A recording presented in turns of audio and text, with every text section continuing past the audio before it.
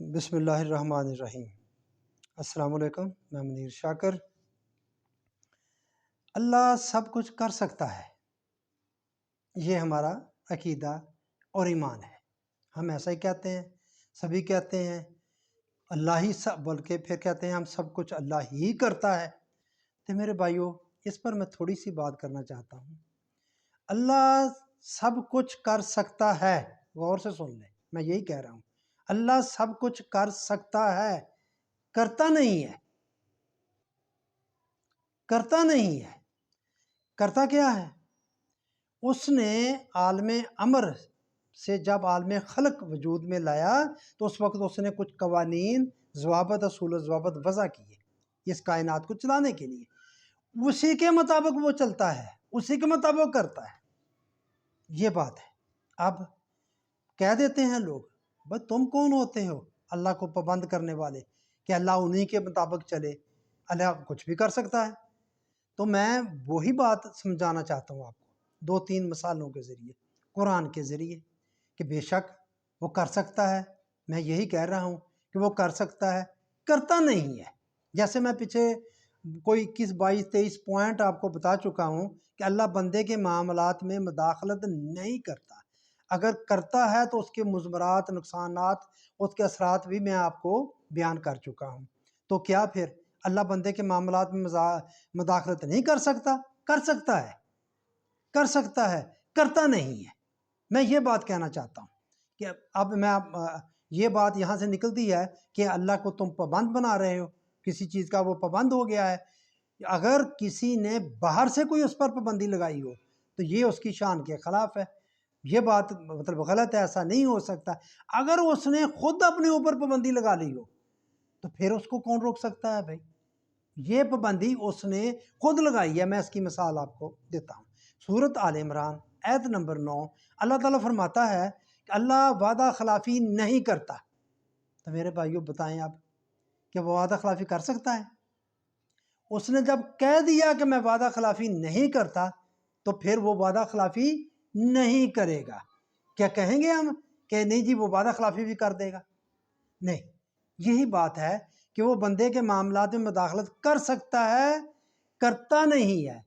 وہ وعدہ، اس نے وعدہ کیا ہے کہ میں وعدہ خلافی نہیں کروں گا تو پھر وہ نہیں کرے گا۔ دوسری بات، کئی مقامات پر قرآن میں آیا کہ اللہ تعالیٰ کسی پر ذرا برابر بھی ظلم نہیں کرتا، یہ اس کی شان کے خلاف ہے۔ وہ کسی پر، اپنی مخلوق پر ظلم کرے، وہ ظلم نہیں کرتا، بیان فرمایا اس نے، یعنی وہ انصاف کرتا ہے۔ یہ بات آپ سوچ لیں، ظلم وہاں ہے جہاں انصاف نہیں ہے، وہ انصاف کرتا ہے، وہ کسی پر ذرا برابر بھی ظلم نہیں کرتا۔ تو میرے بھائیوں، یہ پابندی کس نے لگائی؟ وہ پہلے والی کہ وہ وعدہ خلافی نہیں کرتا۔ کسی نے کہا ہے اس کو؟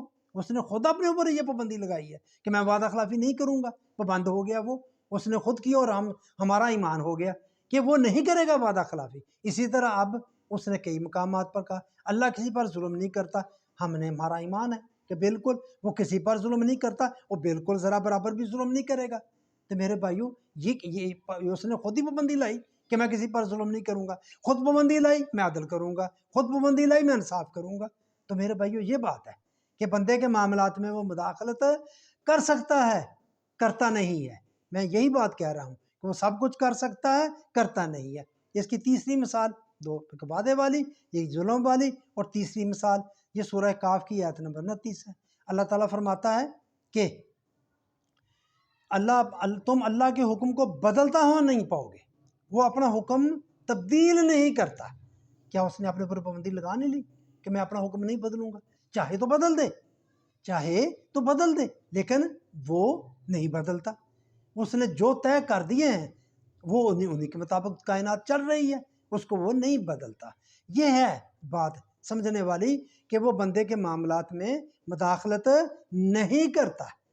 بندے کو آزاد اور خود مختار پیدا کر دیا تو بس کر دیا، وہ بے شک قادر مطلق ہے، اس میں کوئی شک نہیں۔ اس کا مطلب بھی ہم غلط لیتے ہیں۔ قادر مطلق، قادر و قدیر کا مطلب کہ ہر چیز کی قدریں ہیں، پیمانے ہیں، سکیل ہیں، خصوصیات ہیں، تاثیرات ہیں۔ اس کو بنانے والا، ان قدروں کو بنانے والا قادر اور قدیر ہے۔ اس طرح وہ قادر ہر چیز کی بنائی ہے اور وہ تبدیل نہیں ہوتی۔ کبھی کسی چیز کی تب کوئی خصوصیت آپ لگا لیں، میں لمبی بات ہو جائے گی، سبزیاں ہیں، گوشت ہے، پھل ہیں، جڑی بوٹیاں ہیں، بہت کچھ ہے، ان کی تاثیرات ہیں، سب چیزوں کی، دودھ ہے، شہد ہے، ہر چیز کی تاثیرات ہیں، دنیا کا کسی خطے میں بھی یہ برابر ہیں، یہ نہیں بدلتی اور یہ نہیں بدلیں گی۔ اور انسان کی تقدیر کیا ہے میرے بھائیو؟ یہ بات اہم ہے، یہ ہے کہ انسان کی دنیا میں انسان کی مشیت چلے گی، اس کو عقل، ارادہ اور خود مختاری دے دی، اس کی مشیت نے عالم امر میں یہ فیصلہ کیا کہ انسانوں کی دنیا میں انسان کی مشیت چلے گی، اس کا چلے گا سارا کچھ، اس میں وہ مداخلت نہیں کرے گا، یہ ہے اس کا حکم چل رہا۔ تو یہ میں بات آپ کو سمجھانا چاہتا ہوں، دو چیزیں ہو گئیں کہ اللہ تعالیٰ بندے کے معاملات میں مداخلت نہیں کرتا، تو اور اس نے یہ جو کیا، یہ پابندی لگائی ہے اپنے اوپر اور خود لگائی ہے، کسی نے باہر سے اس پر نہیں لگائی۔